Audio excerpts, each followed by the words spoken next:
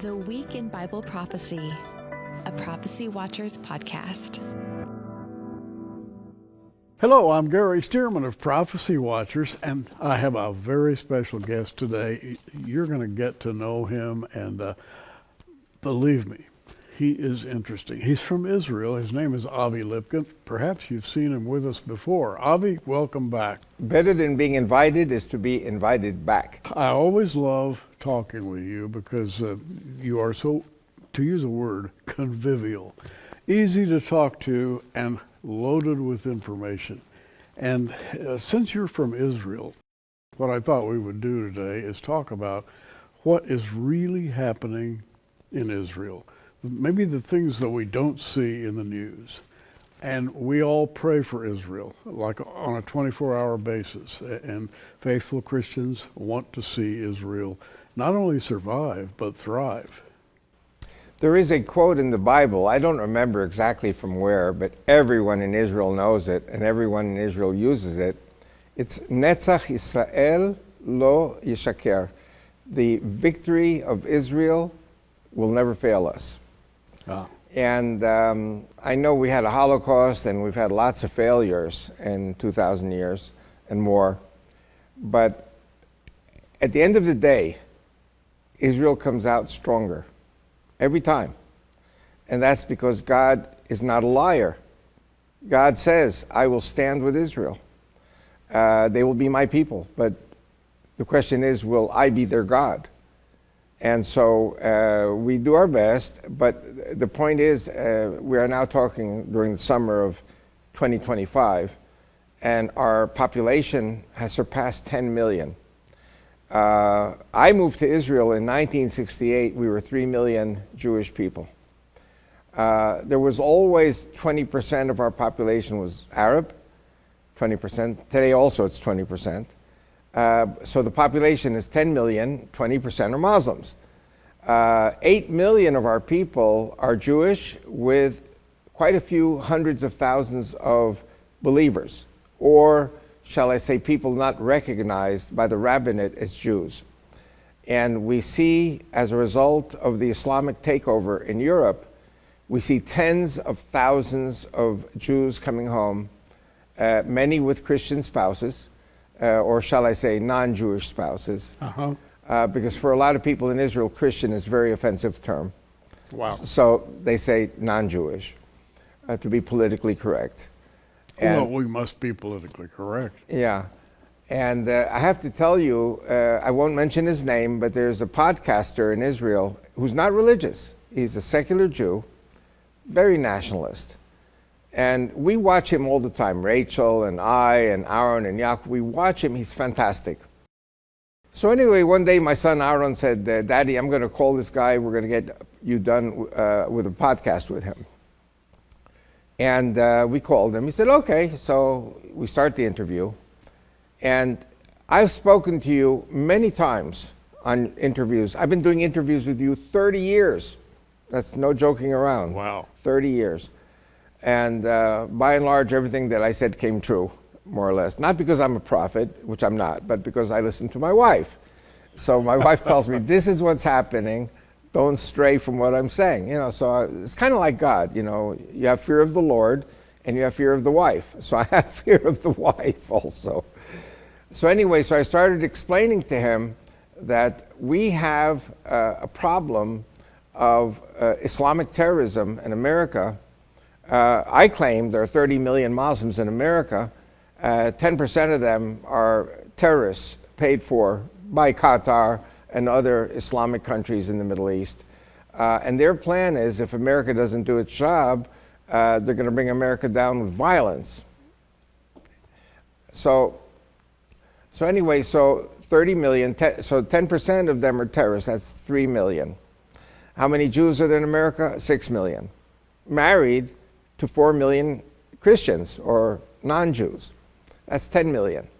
Then I had lunch. I don't know if I did this interview with you about the neo-Nazi I had lunch with. And he was asking me about, do I support defund the police? And I said, that's crazy. How can you support defund the police? And the neo-Nazi said, before the killing of George Floyd, there were 3 million militia members After the killing of George Floyd, there are 30 million. 10% are neo-Nazi. They're going to kill all the Jews in America. So you got 3 million Muslims, 3 million neo-Nazis. That's 6 million. Versus 6 million Jews who absolutely will not listen to one word I'm saying. This is like Germany in the 1930s, where the Jews of Germany said, we are sure here, nothing's ever going to happen. Hitler will never do anything that he said he's going to do.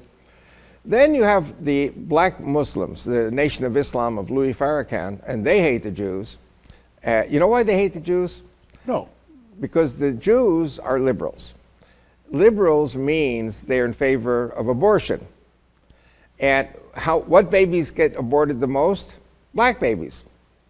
So the Jews are guilty of aborting millions of black babies. So they hate us for genocide. That's what the blacks say. That pathway of thought typifies, I think, Jewish life. There are so many conspiracies, so many anti-Jewish developments. We're always surprised when we turn on the news or read a book or however we get our information. We're always surprised at what an odd group of people pursue the Jews with the idea of getting them out of the way forever. And it happens over and over and over again, like the college campuses in America. Correct. Also, I've spoken about this for the last 35 years, and that is that the American college campuses, American colleges are profit-making organizations. They don't survive if they don't make a profit. And the Islamic countries are spending trillions of dollars to buy the influence in all of the American colleges.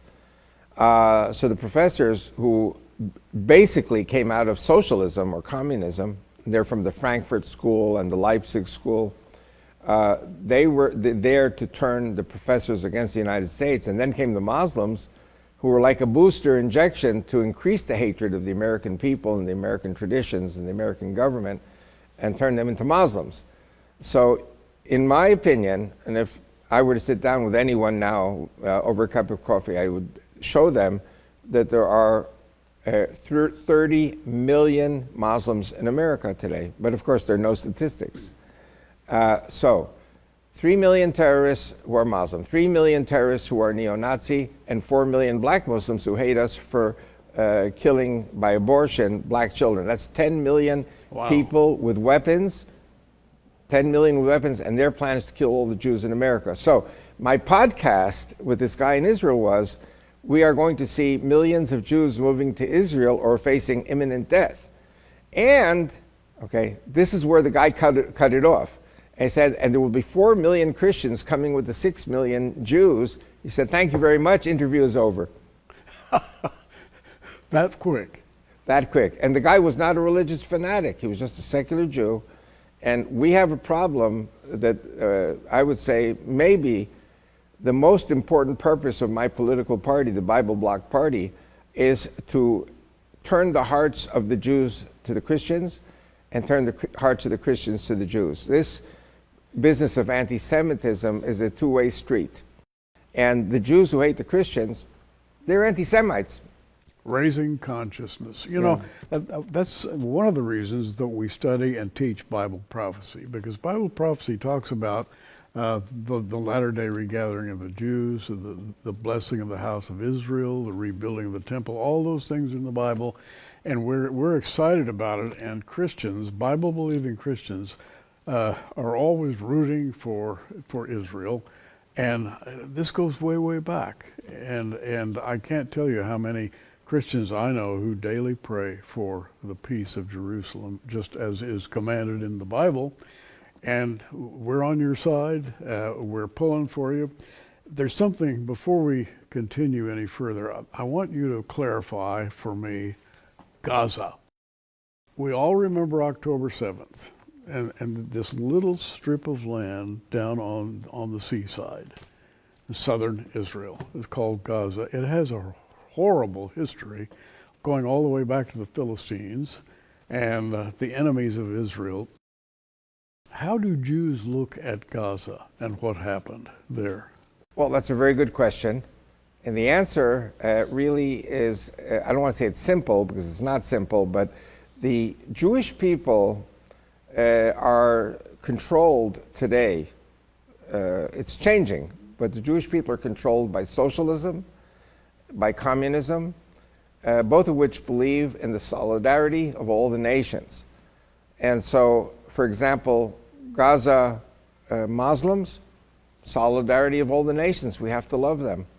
One of the reasons communism attracted the Jews so much in Russia and in Europe in general was because the hatred of the Jews in Europe was so endemic that the Jews said, you know what, why are we being persecuted? What did we do? We didn't do anything. Yeah. We're just being persecuted. So where did this come from? This came from God. And so God, the Bible, and Jesus Christ. That's what the Jews were saying. So the Jews said nationalism comes from all these evil things.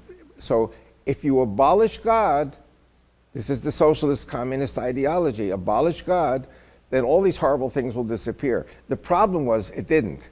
The hatred always remained.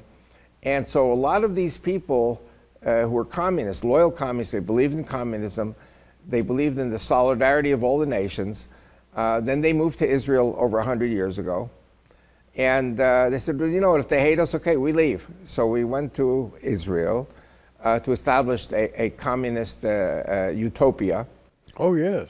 And by the way, it was blessed. People marveled at the regathering of the 12 tribes.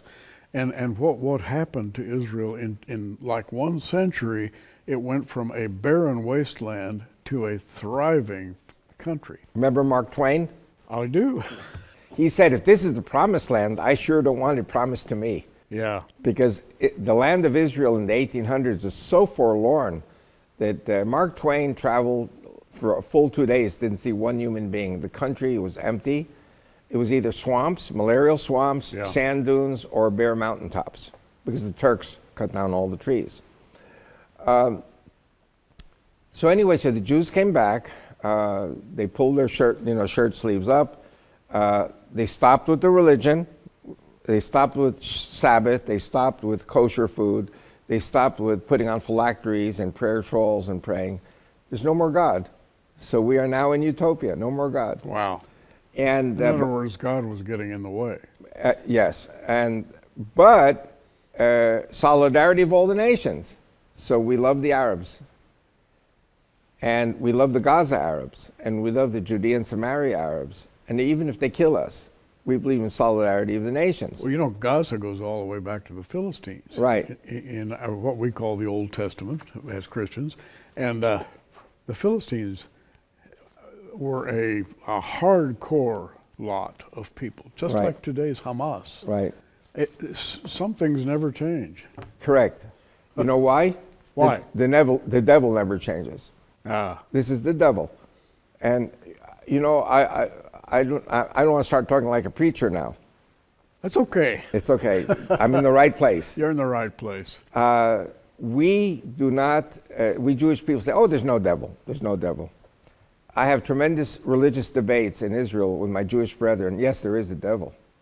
And God did not create us as robots. We have to choose. Are we with God or are we with the devil? So those who are with the devil, they are perfectly happy to abandon God and abandon everything that God told us, abandon Zionism.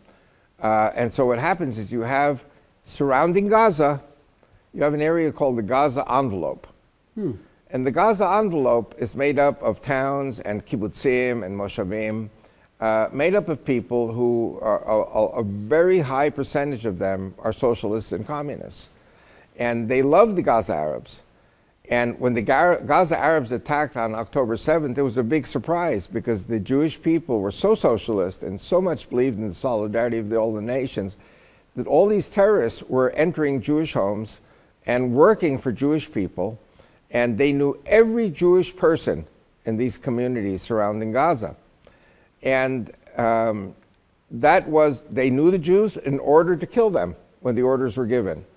It took 17 years It was a perfect con job. We were told, give us the money and we'll build Gaza up and there will be no war. And little by little, we could see the intentions of the Gaza Arabs becoming worse and worse and worse. But the hardcore socialists still said, solidarity of all the nations. We have to love the Gaza Arabs. Wow. And then they came and killed 1,200 of our kids and 880 of our soldiers. And we remember that it was a grievous thing. What I'm interested in, based on what you're saying right now, is how do those people, those socialists in southern Israel, feel today? What are they doing? What are they thinking? Well, that's a good question, and the answer is a little complicated, but I'll say in one sentence. A lot of these left-wing people have now become right-wing. Others are still left-wing, and they said, well, the Gaza Arabs made a mistake. They shouldn't have done all that kind of hatred. But the thing is, they still don't get it that there's God. And that the people who made all these pro-Arab decisions were anti-God. And those who love God are the Zionists. They're the ones who say, hold it. You know, that's not what we are here for.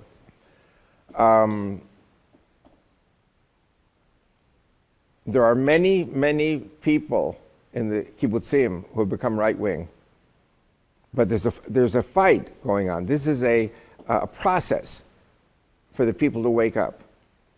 And so it's kind of like the Holocaust, that a lot of people became anti-Christian because of what the Nazis did, but it wasn't the Christians who did it. Right. Hitler killed millions of Christians in World War II. That's true. I want to stress something very important, and that is something, the word called the concept. So, for example, the socialists who took over power in 1920, and don't forget, 1922, Mussolini becomes the leader of Italy, and the right-wing nationalist Jews all flocked to Mussolini because he was a nationalist. And this was the time of the beginning of the Jewish nationalism. But the communists and socialists hated us.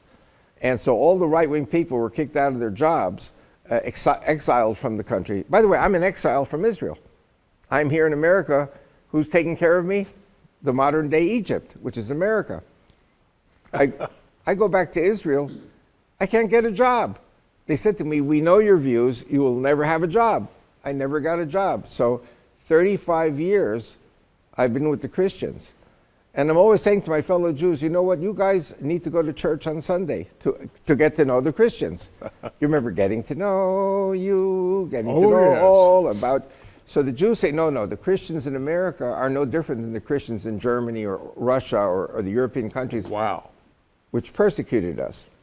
If you don't go to church in America on Sunday, you don't know how good these people are and how much they love us. Well, we study Bible prophecy, and Bible prophecy tells us to love the 12 tribes because God has his hand on the 12 tribes, and he has a future for them. And when we study Bible prophecy, we study about the future of Israel, as well as the future of Christianity. Correct.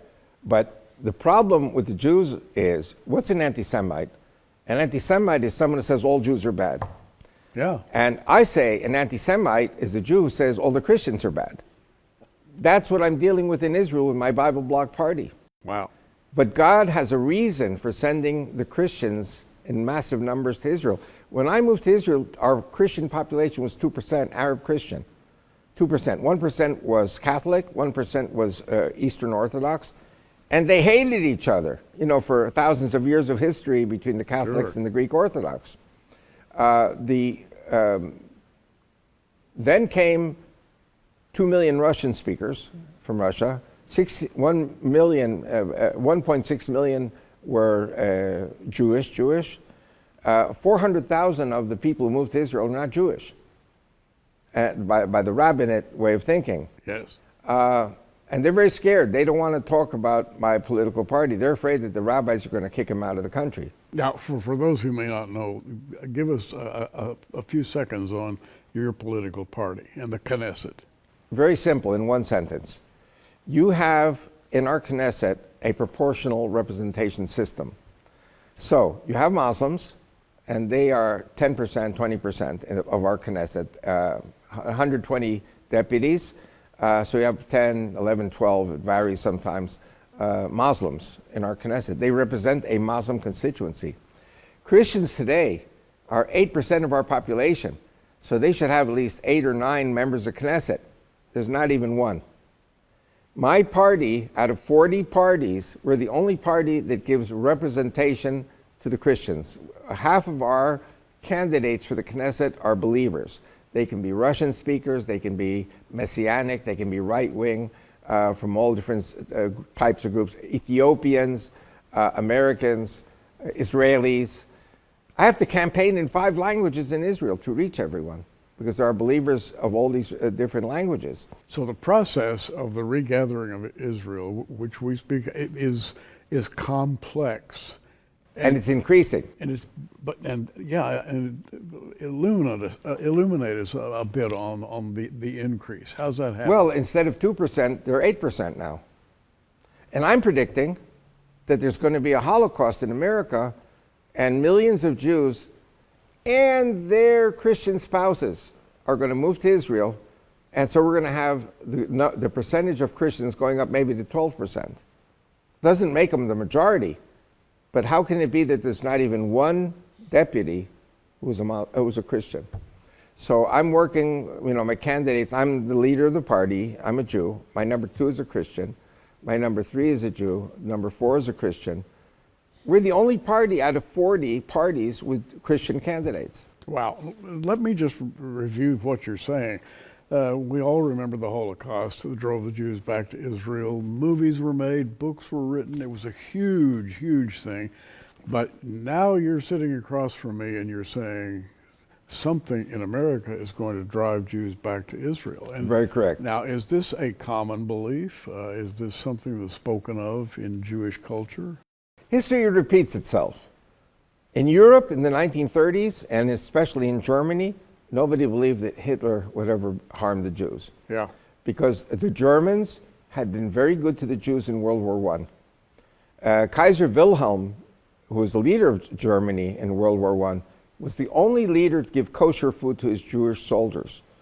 And the Jewish soldiers received more Iron Crosses for valor than their Christian compatriots. Wow. And so when... That story is not often told. It's not told at all. And once I heard Michael Savage saying that anyone who denies the veracity of the Jewish Holocaust is guilty of 2 sins, denying the Jewish Holocaust and denying the Christian Holocaust, because Hitler killed 7 million German Christians. When people say, where were the good Christians? They were dead. Hitler killed them. Got a point. That's why nobody stood up to defend the Jews. Now, fast forward to today, and those of us who are faithful and who read the Word of God and are basically boosters for the Jews and the Jewish cause are watching, we're looking across the Atlantic, and we're scratching our heads and saying, where from here? And we don't know. But you're saying something is developing in this country that's going to push more Jews back to Israel. To me, this is a fascinating point that is not often, if ever, brought up. Well, I studied Sovietology in college 50 years ago, 55 years ago, 60 years ago, getting old. Studied Sovietology, studied communism. Yeah. And I knew about the Leipzig School.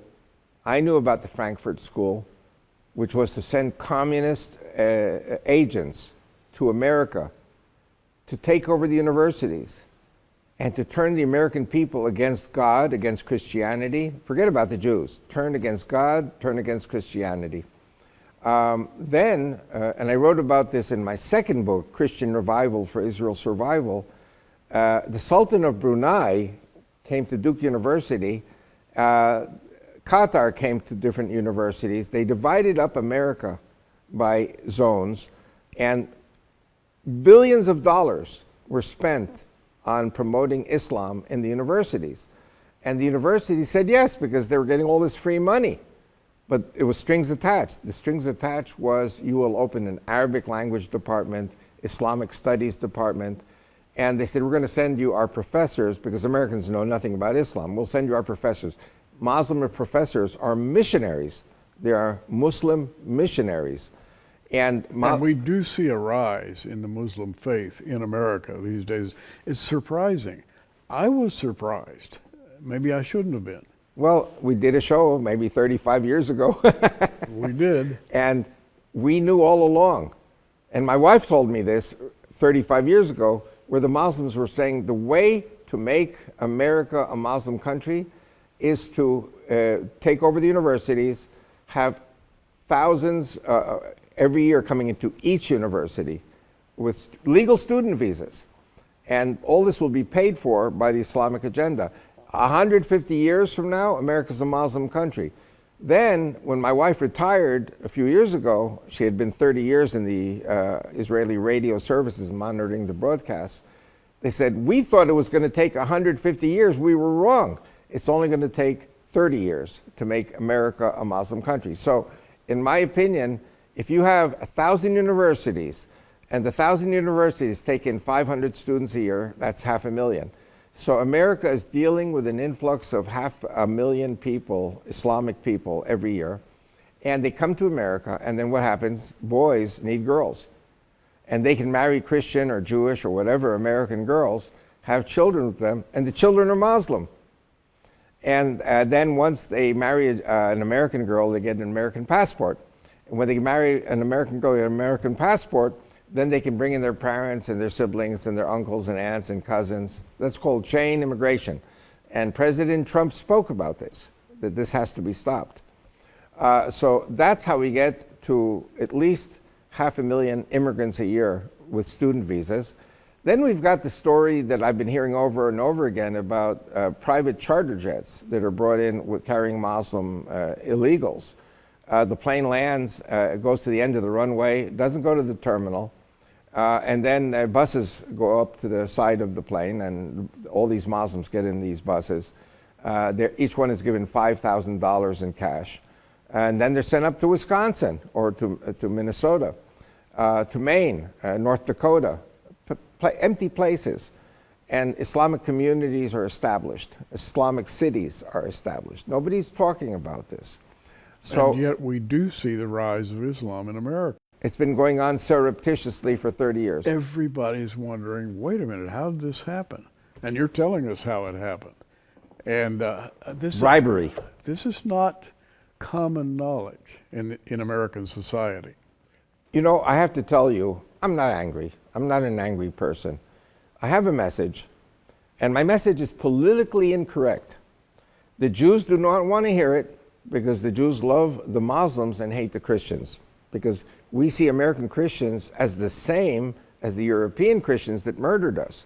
And like I said, if you don't go to church on Sunday, if you are a Jew and you don't go to church on Sunday, you will never get to understand these people, the Christians. And if you don't read the New Testament, you're never going to understand that the New Testament is a Jewish book written for the Jews. And it's a beautiful book. I read the New Testament all the time. The New Testament is set in Jewish society. Correct. This was written for the Jews, by the Jews. So the Jews say to me, well, you want us to go to church on Sunday? Well, you know, we don't go to synagogue on Saturday. You want us to go to church on Sunday. We don't read the Old Testament. You want us to read the New Testament. And one of the things that scares the Jews the most about the Christians is you guys know the book, we don't know the book. And we Jewish people see America as the greatest country club on earth for the Jewish people.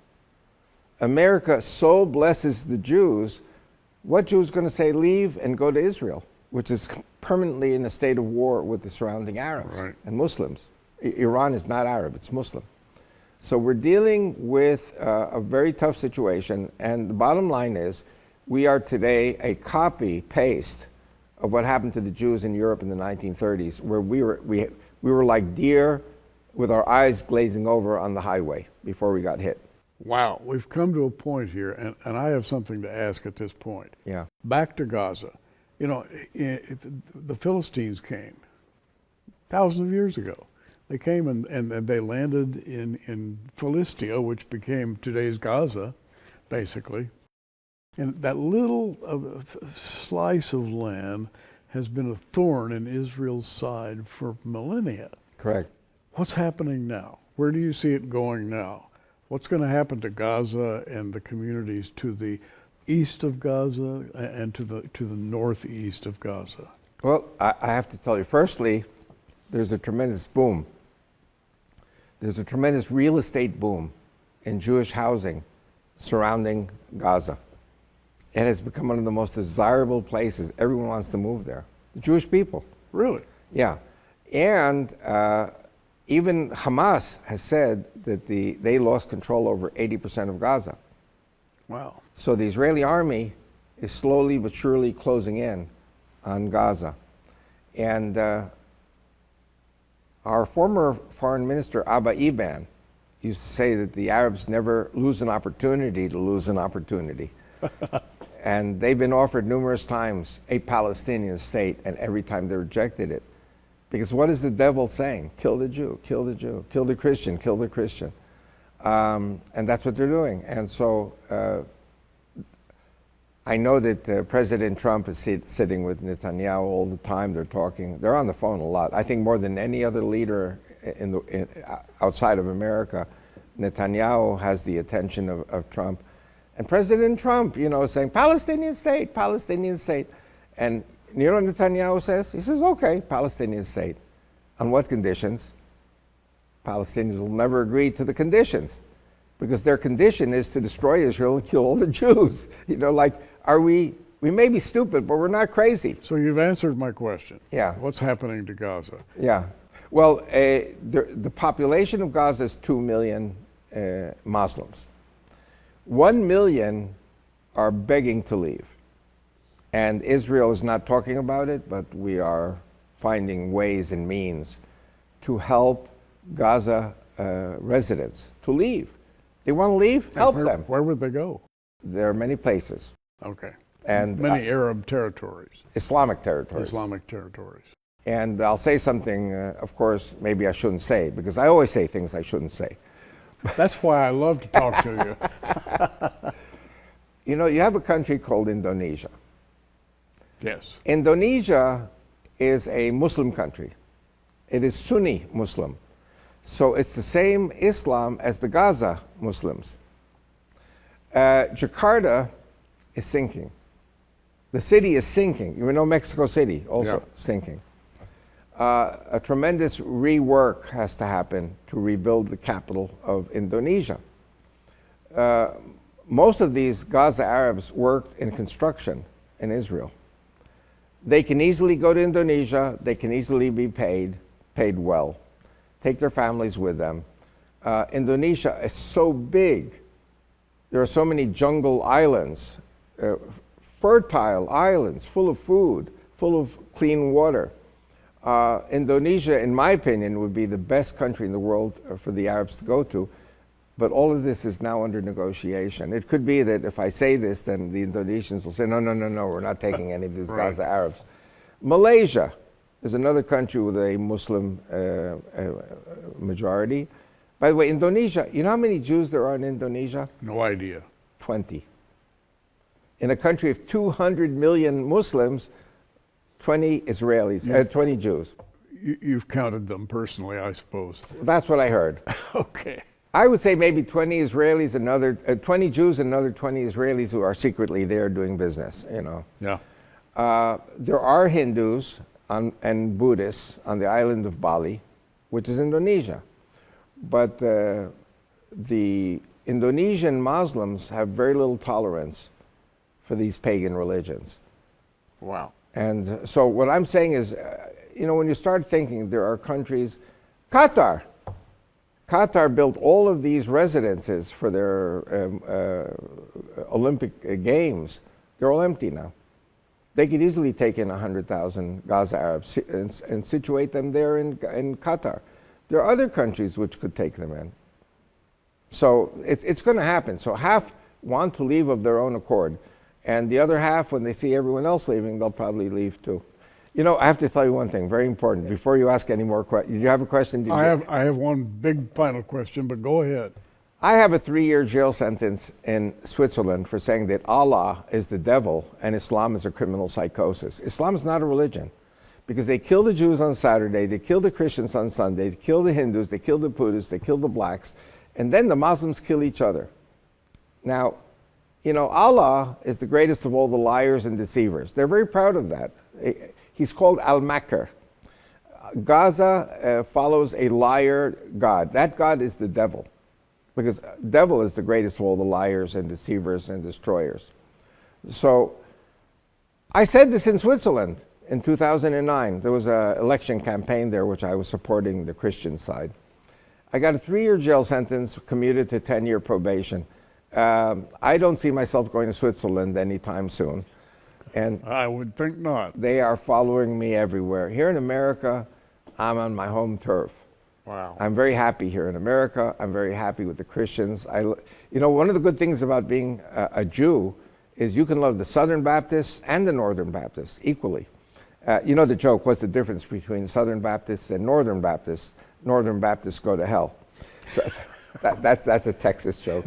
But I love all Christians. You know, forgive me. I love Catholics. I love everybody. You know, I don't like the Pope and his politics, but I like, you know, or the popes and their politics. But I love all Christians. The Muslims, you have to send the Gaza Arabs to Muslim countries where there is no probability of an uprising or something against fellow Muslims. Avi Lipkin, as you can see, is very open in expressing his ideas about people, places, beliefs, history, well-read, well-versed. We're down to our final few minutes here, and I've been waiting for this opportunity to ask you a question. Sure. Americans want to know, and you've given us a great foundation to place our beliefs upon.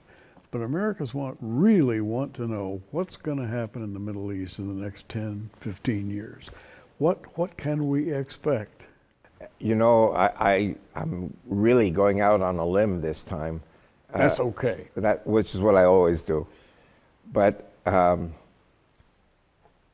firstly, I have to say that President Trump is a gift from God.